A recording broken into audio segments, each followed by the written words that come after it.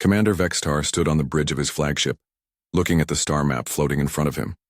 His dark purple skin gleamed under the bridge lights as he studied the human colony world ahead. 12 Zephyrian warships moved through, space in perfect formation behind him. Each ship was sleek and beautiful, built with technology that had ruled this part of the galaxy for over 1,000 years. "Commander," his tactical officer called out. "We are now 3 hours from the human world. Their primitive sensors probably cannot even see us yet." Vextar smiled, showing his sharp white teeth. The humans were so new to space travel. Their first ship had left their homeworld less than 50 years ago. Most galactic species took centuries to build even one decent warship. The humans had somehow managed to spread to a few worlds, but everyone knew they were weak and divided. "Any response to our message?" Vextar asked. "Nothing yet, sir. We sent the standard surrender demand 6 hours ago. Maybe they need time to translate it." The bridge crew laughed softly. It was always the same with new species. First came fear, then confusion, then finally acceptance that the galactic hegemony was now their ruler. The hegemony brought order to chaos. They brought peace to worlds that might otherwise destroy themselves. Some species understood this quickly. Others needed more convincing. Vextar had done this dance dozens of times before. Small human colonies were scattered across several star systems now. This one, called New Earth, was supposed to be important to them. Taking control here would send a clear message to all other human settlements. "Sir, we are picking up something strange," the sensor operator said suddenly. "What kind of strange?" "There appears to be a large metal object moving toward us from the asteroid field. It was hiding behind the largest asteroid." Vextar frowned. Hiding? That did not sound like the humans he had studied. They were supposed to be direct and simple. "Show me." The main screen changed to show a massive gray shape moving slowly through space. It was huge, much bigger than any of his ships. The design was ugly and brutal looking, covered in what looked like weapons and armor plating. Strange symbols were painted on its hull in white letters. UES Retribution. "How big is that thing?" Vextar asked.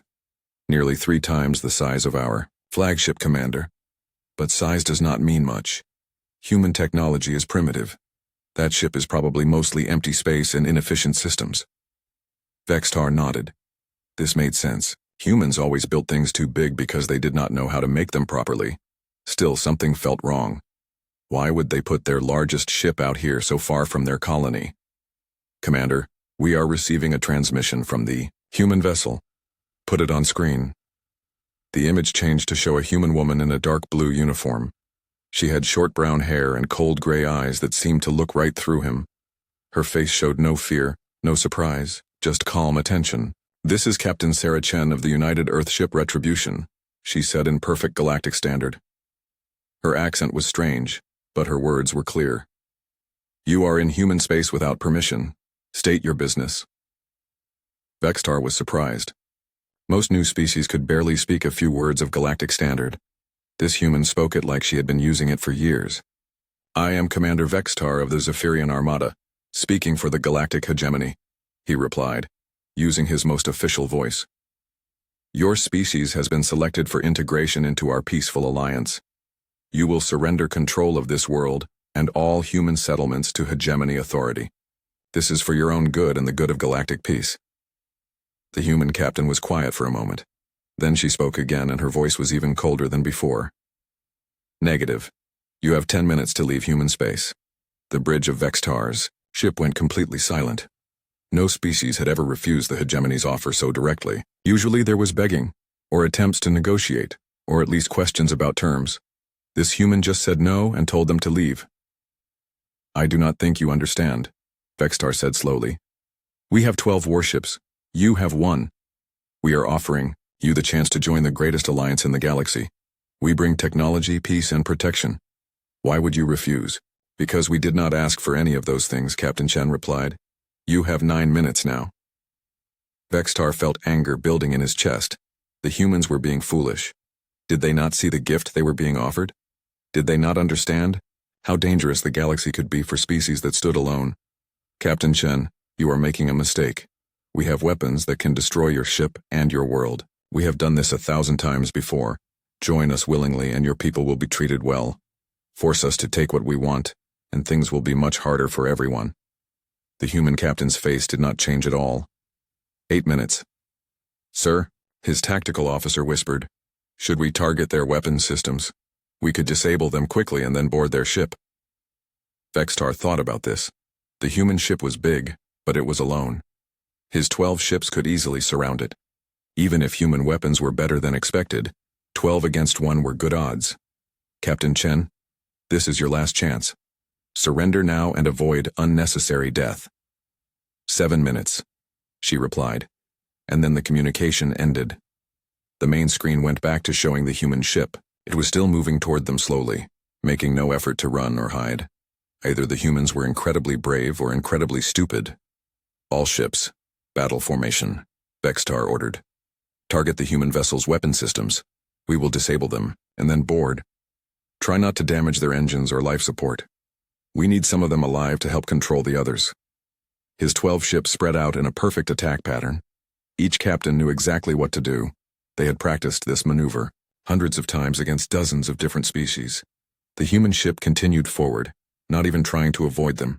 Sir, the human vessel is powering up what appear to be weapon systems, the sensor operator reported. Vextar almost laughed. 1 ship against 12. The humans were brave, he would give them that. But bravery without wisdom was just another form of stupidity. All ships fire when ready, he commanded. Bright energy beams shot out from every Zephyrian vessel. They struck the human ship's shields in a display of light and power that should have been overwhelming. For a moment Vextar was satisfied. The human ship would be helpless now, ready for boarding. But when the light faded, the human ship was still there. Its shields flickered but held. And now something was happening that Vextar had never seen before. The ugly human warship began to change. Armor plates shifted and opened. Weapon ports that had been hidden suddenly appeared all along its hull. The ship that had looked slow and clumsy suddenly seemed to come alive with deadly purpose. Sir, his tactical officer said, and his voice was shaking slightly. That ship has more weapons than all of our ships combined. Captain Chen's voice came over the communication system one more time. Your 10 minutes are up, she said simply. Then the human ship opened fire, and Vextar's perfect, ordered world began to fall apart. The first salvo from the human ship was unlike anything Vextar had ever seen. Instead of the precise energy beams that civilized species used, the humans fired something that looked like solid metal projectiles. But these projectiles moved faster than anything had a right to move, and when they hit the shields of his ships they did not just drain power slowly like energy weapons should. They punched straight through. Report! Vexatar shouted as his flagship shook from impacts. The human weapons are some kind of kinetic system, his science officer called out, trying to read his instruments while the ship bucked around him. They are firing solid projectiles at incredible speeds. Our shields were not designed for this type of attack. The Zephyrian fleet fired back, but their elegant energy weapons seemed to barely scratch the human ship's shields.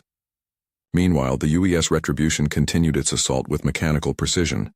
Each shot was carefully aimed, targeting specific systems on specific ships. The Swift Wing is reporting major damage to their engine systems, the communications officer announced. The Dancing Star has lost all forward weapons. The Night Hunter is... He paused, listening to his earpiece. The Night Hunter is gone, sir. Vextar stared at the tactical display in disbelief. The Night Hunter had been completely destroyed in less than 2 minutes of fighting. That ship had survived battles against pirates, rebels, and hostile aliens for over 30 years. Now it was nothing but floating debris. All ships concentrate fire on the human vessel, he ordered. Full power to weapons. 12 ships became 11 as they focused all their energy beams on the lone human warship. The space around the Retribution lit up like a small star as massive amounts of energy struck its shields. For a moment, Vextar thought they might actually be winning, but the human ship just kept firing. Its weapons never seemed to overheat or run out of power. Every few seconds, another perfectly aimed projectile would tear through a Zephyrian ship's defenses and destroy something important. Sir, the humans are using multiple types of weapons, his tactical officer reported. The large projectiles are for heavy damage, but they also have smaller, faster ones that seem designed to take out specific systems. As if to prove his point, a stream of smaller projectiles struck their flagship's communication array. Suddenly, Vextar could not talk to half of his fleet. How is this possible? He demanded. Humans are supposed to be new to space combat. They should not have weapons like this. His science officer looked up from his console with a pale face. Commander, I have been analyzing their technology. I think I understand now. Most galactic species develop weapons to fight in space first, then adapt them for planetary use. Humans did the opposite. What do you mean? They have been fighting wars on their planet for thousands of years. They perfected the art of killing their own kind long before they reached space. These weapons, they are designed by a species that has been at war with itself for most of its history. The ship shook again as more human projectiles found their target. Through the bridge windows, Vextar could see two more of his ships burning and spinning out of control. The beautiful formation that had entered this system was now scattered wreckage. The Golden Spear is requesting permission to retreat, the communications officer said. Denied. We cannot show weakness to a primitive species. But even as he said it, Vextar was beginning to understand that the humans were not primitive at all. They were something much worse. They were experienced. The human ship moved through space with the confidence of a predator. It did not waste shots or energy. Every movement seemed planned, every attack perfectly timed. Captain Chen was not just commanding a warship, she was conducting a symphony of destruction. Sir, incoming transmission from the human vessel. Captain Chen's face appeared on screen again. Behind her, Vextar could see her crew working calmly at their stations. No one looked panicked or afraid. They all moved with the smooth efficiency of people who had done this many times before. Commander Vexitar, she said, you now have 8 ships left. I suggest you surrender before that number gets smaller. Surrender? Vextar could barely speak the word. The galactic hegemony does not surrender to anyone, especially not to a single ship crewed by primitives. Captain Chen's expression did not change. We are not primitives, Commander. We are humans. There is a difference. The communication ended, and the human ship resumed firing. This time, their attacks were even more focused. Instead of trying to destroy ships completely, they seemed to be targeting specific systems, engines, weapons, life support, communications. They were methodically disabling the Zephyrian fleet. Commander, the Rising Moon reports that they have lost life support. The Starwalker's engines are completely gone. The Silver Arrow is drifting, without power. Vextar watched his perfect fleet fall apart ship by ship. These were vessels that had brought order to dozens of worlds, crews that had served the hegemony faithfully for decades, and they were being destroyed by a single human warship that should not even exist. How many ships do we have left that can still fight? He asked quietly. 4, sir. Including us. 4 ships out of 12. In less than 30 minutes of combat. Against an enemy they had thought would be easy to defeat. Sir, I am picking up something new on sensors, the science officer said. The human ship is launching smaller vessels. Fighters? No, sir, they appear to be boarding pods. Vextar's blood turned to ice. The humans were not content to just destroy his ships, they wanted to capture them. Or worse, capture the crews. All remaining ships, emergency retreat, he ordered. Jump to hyperspace immediately. Sir, the Swift Wing and the Dancing Star report that their jump drives were damaged in the attack. They cannot leave the system. Vextar closed his eyes. His perfect mission had become a complete disaster. Half his fleet was destroyed and the other half was crippled. And the humans had done it all with a single ship. Commander, his tactical officer said softly. What are your orders? Vextar looked at the tactical display one more time. The human ship was moving toward his damaged vessels like death itself. Soon, human soldiers would be boarding Zephyrian ships. What would they do to the crews? What would they learn from captured technology? But worse than any of that was the terrible realization that was growing in his mind. If this was just one human ship, what would a human fleet look like? What would happen if they decided to attack hegemony worlds instead of just defending their own? Open a channel to the human ship, he said finally. Sir? Do it. Captain Chen appeared on screen again. This time Vextar thought he could see something like curiosity in her cold gray eyes. Yes, Commander? Vextar took a deep breath. What he was about to do went against everything he had been taught, everything he believed about Zephyrian strength and hegemony superiority. But watching his fleet burn around him had taught him something new about the universe. Sometimes being strong meant knowing when you were beaten. Captain Chen, he said, his voice steady, despite the fear in his heart. I wish to discuss terms. For the first time since the battle began, the human captain smiled. It was not a pleasant expression. I am listening, Commander. The communication channel stayed open, but for long minutes neither captain spoke. Vextar could hear the sounds of his damaged ship around him, sparking electronics, the hiss of escaping atmosphere being sealed by emergency systems, the quiet, voices of his crew trying to keep them alive. Through the bridge windows he could see the wreckage of his once proud fleet floating in space like broken toys. Captain Chen waited. She did not gloat or make threats. She simply waited for him to speak, and somehow that was more terrifying than any weapon. "My ships are disabled," Vextar said finally. "My crews are injured and dying. You have won this battle completely." "Yes," Captain Chen agreed. "I have." In hegemony space, the defeated are usually given the choice to join the victor or be destroyed. Is this how humans handle victory? Captain Chen was quiet for a moment. "That depends, Commander." "Why did you come here?" The question seemed simple, but Vextar found it hard to answer. "To bring your species into the hegemony. To offer you the protection and guidance of our alliance." "We did not ask for protection or guidance." "No species ever asks," Vextar replied. "But the galaxy is dangerous. There are hostile aliens, pirates, natural disasters. Species that stand alone usually do not survive long. The hegemony has kept peace in this sector for over 1,000 years. By conquering everyone who might disagree with you," Vextar felt a flash of his old anger. "By bringing order to chaos, by protecting weak species from stronger ones, by preventing the wars that would destroy entire worlds." Captain Chen leaned forward slightly. "And who protects species from the hegemony, Commander?" The question hit Vextar like a physical blow. In all his years of service, no one had ever asked him that. The hegemony was the protector. They were the force for good in a dangerous universe. They did not need to be protected from anyone.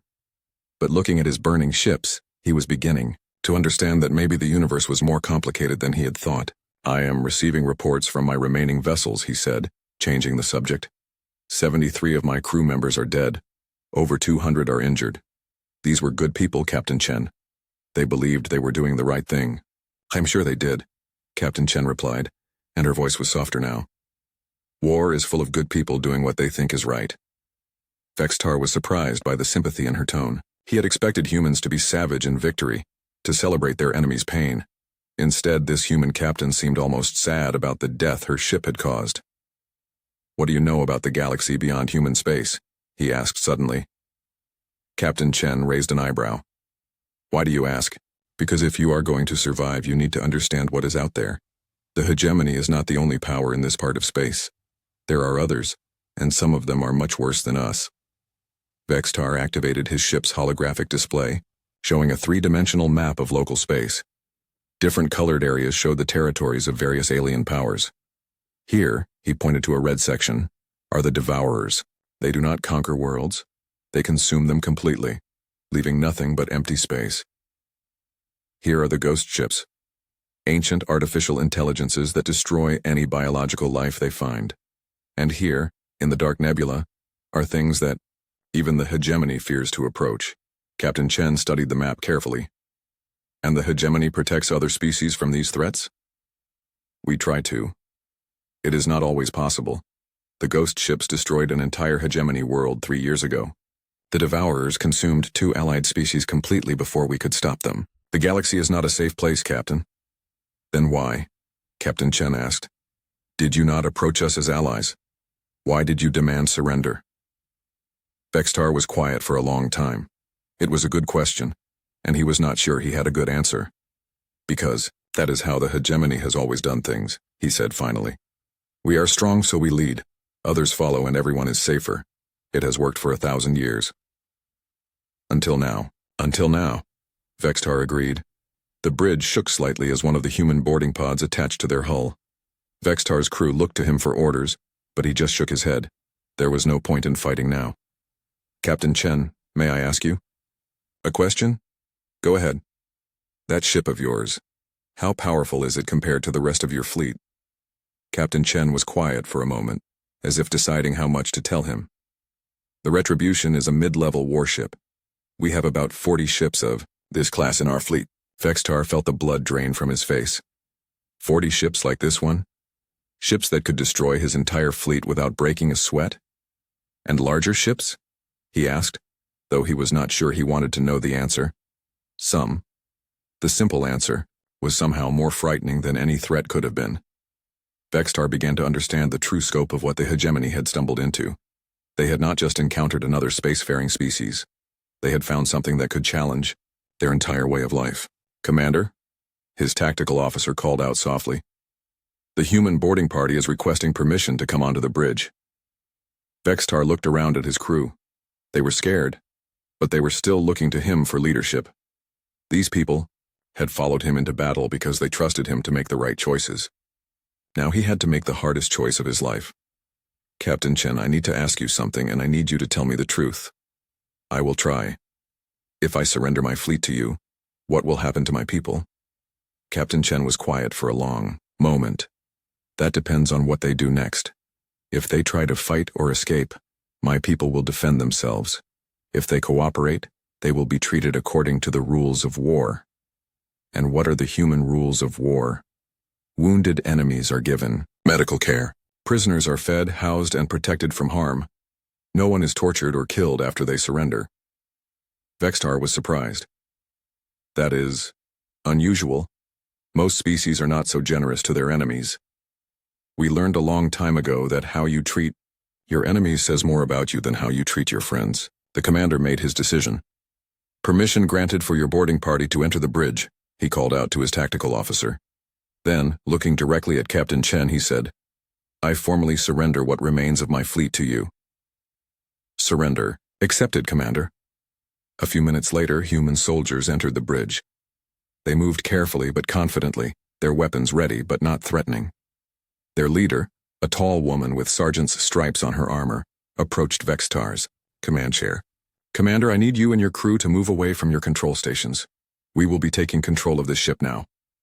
Vextar stood slowly, his hands visible and empty. Sergeant, my crew will cooperate fully, but I have wounded people throughout this ship who need medical attention. The sergeant spoke into her radio briefly, then nodded to Vextar. Medical teams are already on their way, sir. Your wounded will be cared for. As his crew was carefully but firmly removed from their stations, Vextar found himself thinking about everything that had happened. A few hours ago, he had been a proud commander of the greatest fleet in the galaxy. Now he was a prisoner of a species he had thought was primitive. But maybe, he thought, as he watched the humans treat his wounded crew with professional care, maybe being a prisoner of these particular primitives was not the worst fate in the galaxy. Maybe it was the beginning of something completely new. 3 days later, Vextar sat in what the humans called a conference room, aboard the UES Retribution.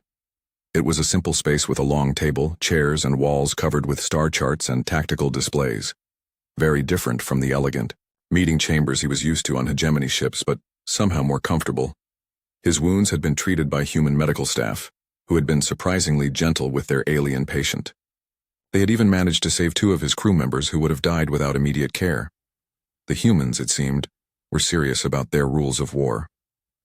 Captain Chen entered the room carrying a datapad and a cup of something that smelled pleasant. She had traded her combat uniform for a simpler blue outfit, but her gray eyes were just as sharp as they had been during the battle. How are you feeling, Commander? She asked, sitting down across from him. Better than I expected, Vextar admitted. Your medical staff is very skilled. Thank you for caring for my people. Captain Chen nodded. It was the right thing to do. Now I think we need to talk about what happens next. Vextar had been dreading this conversation. In hegemony space, defeated enemies were usually given simple choices. Join the victors, be exiled, or be executed. He expected something similar from the humans, though their treatment of prisoners suggested they might be more merciful than most. I assume you want information about hegemony military capabilities, he said. I will tell you what I can, though I hope you understand that I cannot betray my people completely. Captain Chen looked surprised. I am not interested in military secrets, Commander. I want to know about you. About me? About why you came here. About what the hegemony really wants. About whether there is a way for our species to coexist without destroying each other. Vextar stared at her. You are not planning to attack hegemony worlds? Why would we want to do that? Because... Vextar paused, trying to find the right words. Because that is what powerful species do. They expand, they conquer, they take what they want from weaker neighbors. Captain Chen leaned back in her chair. Commander, humans have been fighting wars for thousands of years. We have learned that conquest usually costs more than it gives. We prefer to trade with our neighbors, not rule them. But you could rule them, Vextar said. Your ships, your weapons. You could take anything you wanted. Just because we can do something does not mean we should do it. The concept was so alien to Vextar that he had trouble understanding it. In his experience, strength was meant to be used. Species that had power but did not use it were conquered by those who would. The galaxy does not work that way, he said finally. If you do not expand, someone else will. If you do not control your neighbors, they will eventually control you. The hegemony learned this lesson long ago. Captain Chen sipped her drink and was quiet for a moment. Tell me about these other threats you mentioned. The Devourers, the ghost ships. Are they really as dangerous as you said? Vextar activated his personal data pad, calling up intelligence reports he had memorized over years of service. The Devourers appeared in this galaxy about 50 years ago. We do not know where they came from, but they consume entire planets. Not just the life on them, the actual rock and metal. They turn matter into energy to fuel their ships and create more of themselves. He showed her images from hegemony reconnaissance missions, worlds that had been reduced to empty space with only strange energy signatures to show they had ever existed. The ghost ships are older. Ancient artificial intelligences left behind by a species that died out millions of years ago. They attack any biological life they find, but they do it slowly, carefully. They study their enemies before destroying them. More images, sleek silver ships that moved through space like living things, and the dead worlds they left behind. And there are others, Vextar continued. Pirates who sell entire populations into slavery, creatures that live in deep space and hunt anything that produces heat. The universe is full of things that want to kill or consume everything in their path. Captain Chen studied the images carefully. And the hegemony fights all of these? We try to. Sometimes we win, sometimes we lose. But at least we try. Most species in the galaxy are too small or too weak to defend themselves. The hegemony protects them. By conquering them first. Vextar felt frustrated. By giving them the strength of unity. A small world standing alone has no chance against the Devourers, but a small world that is part of the hegemony has the protection of our entire fleet. Whether they want that protection or not. Whether they understand they need it or not, Vextar corrected. Most species do not see the larger picture. They think about their own immediate needs, not the dangers that might appear in 50 or 100 years. Captain Chen was quiet for a long time. Finally, she asked, "What did you think would happen when you came here? Did you really believe we would just surrender?" Vextar thought about the question honestly. Yes, I did. Every species we have encountered has eventually joined the hegemony. Some fight at first, but they always realize that cooperation is better than destruction. And if we had refused to cooperate, then we would have taken control by force. It would have been unpleasant, but it would have been better than letting your species destroy itself or be destroyed by something worse. Captain Chen leaned forward. "Commander, what if I told you there was a third option?" "What do you mean?" "What if our species could work together without one of us ruling the other? What if we could be allies instead of conqueror and conquered?" Vextar shook his head. "That is not how the galaxy works. There are always rulers and subjects, predators and prey, strong and weak. The hegemony succeeds because we understand this. Maybe the galaxy works that way because everyone believes it has to work that way." The idea was so strange that Vextar could not even imagine what it would look like. "You are suggesting that the hegemony change everything we have done for 1,000 years? I am suggesting that maybe there is a better way to protect the galaxy than conquering it piece by piece." Vextar stood up and walked to the window that looked out into space. His damaged ships were being repaired by human engineering teams working alongside Zephyrian crews. Enemies working together to fix what the battle had broken. Even if such a thing were possible, he said slowly, even if species could truly work together as equals, the Hegemony Council would never accept it. They have built their entire civilization on the idea of superior and inferior races. Then, maybe it is time for the Hegemony Council to meet some humans. Vextar turned around, surprised by the calm confidence in her voice. "You would come to our space? After what we did here?" "If it might prevent a war that could kill billions on both sides, yes." Vextar stared at her. These humans were nothing like what he had expected. They were powerful enough to destroy his entire fleet, but they wanted to talk instead of fight. They could have tortured him for information, but instead, they had healed his wounds and asked about his dreams for the future. "Captain Chen," he said finally, "if you are serious about this, I may be able to arrange a meeting with the council. But you need to understand, if this goes wrong, if they see you as a threat, they will send everything they have against your worlds. Captain Chen smiled, and for the first time it was a warm expression instead of a cold one. Then we had better make sure it goes right, Commander. Vextar looked out at the stars and wondered if he was about to help change the galaxy forever, or if he was about to start the biggest war in galactic history. Maybe, he thought, they were the same thing. 6 months after the battle at New Earth, Admiral Sarah Chen stood on the bridge of the UES Retribution, looking at the massive space station that hung in the darkness ahead. The Hegemony Council Station was bigger than anything humans had ever built, a city-sized structure that housed the governments of over 200 different species. Admiral, her tactical officer said, "We are receiving landing instructions from Station Control." "Follow them exactly," Chen replied, "and keep our weapons powered down. We are here as guests, not conquerors." Behind her ship, a small fleet of human vessels maintained a respectful distance. They had come prepared for anything, but everyone hoped that preparation would not be needed. In the VIP section of the ship, Commander Vextar was putting on his formal military uniform for the first time since the battle.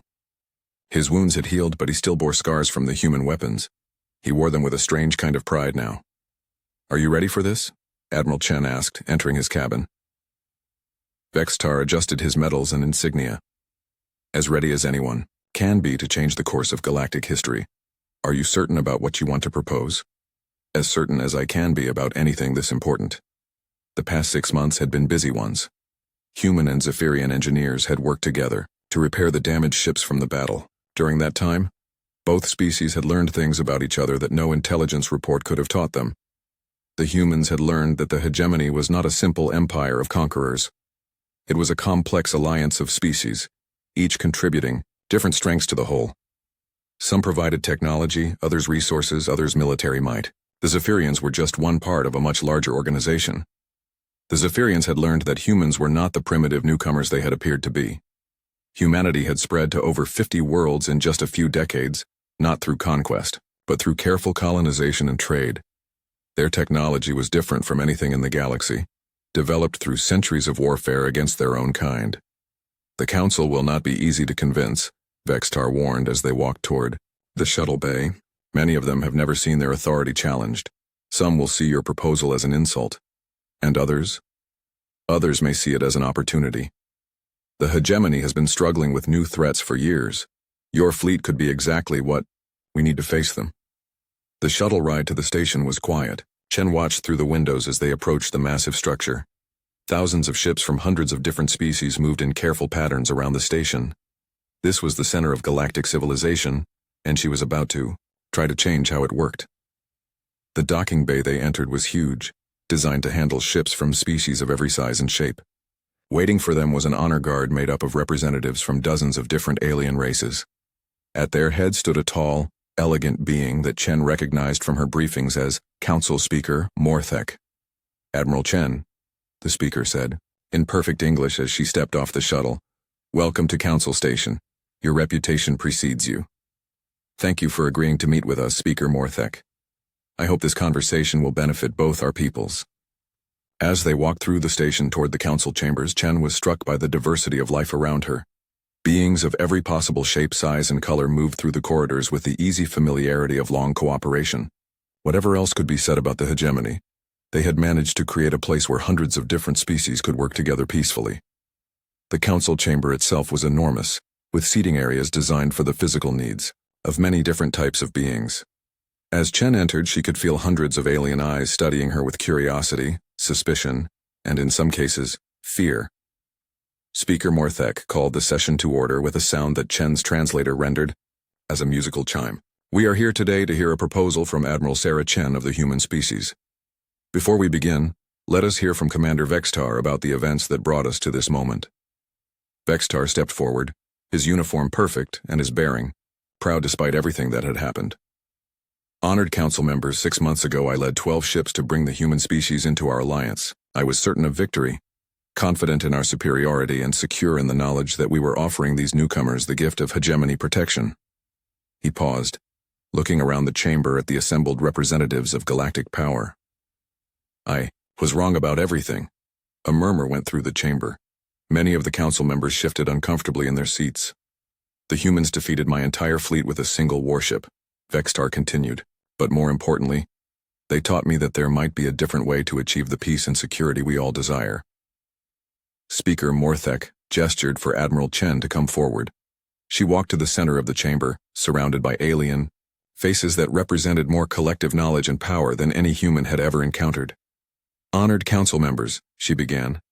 I come here not to threaten or to conquer, but to propose an alliance between equals. The murmur grew louder. Several council members spoke at once in languages her translator could not handle, fast enough to understand.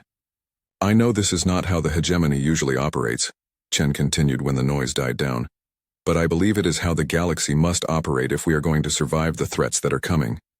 She activated a holographic display that showed the same star map Vexitar had shared with her months earlier. The Devourers, the ghost ships, and the other dangers you face are not problems that any one species can handle alone. They require cooperation, innovation, and the combined strength of many different peoples. A council member that looked like a cross between an octopus and a tree spoke up. Humans are newcomers to space. What can you possibly offer that the hegemony does not already possess? A different perspective, Chen replied. Humans develop technology through constant warfare. We learn to innovate quickly, to adapt to new threats, to find solutions that others might not consider. But, more than that, we learned that diversity makes us stronger. She changed the display to show images of human worlds. Our colonies include dozens of different human cultures, each contributing something unique to the whole. We do not try to make everyone the same. We celebrate our differences and use them to solve problems. Another council member, this one, resembling a giant crystal formation, made sounds that the translator rendered as skeptical questions. And you believe this approach would work with hundreds of species across thousands of worlds? I believe it would work better than the current system, Chen said honestly. Commander Vexitar told me that the hegemony has been struggling with new threats for years. Maybe it is time to try a new approach. Speaker Morthek stood up slowly. Admiral Chen, what exactly are you proposing? Chen took a deep breath. This was the moment everything depended on. I propose that we create a new kind of alliance, not one based on dominance and submission, but one based on mutual respect and cooperation. Species would join because they choose to, not because they are forced to. Each member would contribute their unique strengths while maintaining their independence. The chamber erupted in voices as council members debated among themselves. Some seemed interested, others outraged, and many simply confused by the concept. And what would prevent chaos? Speaker Morthek asked when the noise died down. What would stop wars between member species? What would ensure that difficult decisions could be made? The same thing that prevents chaos now, Chen replied. Shared interest in survival and prosperity. But instead of one species ruling over all others, decisions would be made by consensus, with each member having a voice proportional to their contribution and stake in the outcome. Commander Vexitar stepped forward again. Honored council members, I have spent 6 months working with the humans. I have seen how they operate, how they think, how they solve problems. They are not like us, but perhaps that is exactly what we need. He activated his own display showing tactical analyses of the recent battles against the Devourers. In the past year, we have lost 3 worlds to these creatures. Our traditional strategies are not working. Maybe it is time to learn from someone who thinks about war differently. The debate continued for hours. Some council members were intrigued by the possibility of human military technology. Others worried about losing their positions in the current hierarchy. A few seemed genuinely excited about the idea of a more cooperative approach to galactic government. Finally, Speaker Morthek called for quiet. This is not a decision that can be made quickly or easily. We propose a trial period. Let human ships join hegemony forces in defending against the next Devourer attack. If this cooperation is successful, we will consider broader changes to our alliance structure. Admiral Chen nodded. That seems reasonable. When do we start? Immediately, the speaker replied. Our scouts report a Devourer fleet moving toward the Kepler system. It will arrive in 10 days. As the council session ended and the various alien representatives began filing out of the chamber, Chen found herself standing next to Vexitar. The Zephyrian commander was looking thoughtful. What are you thinking? She asked.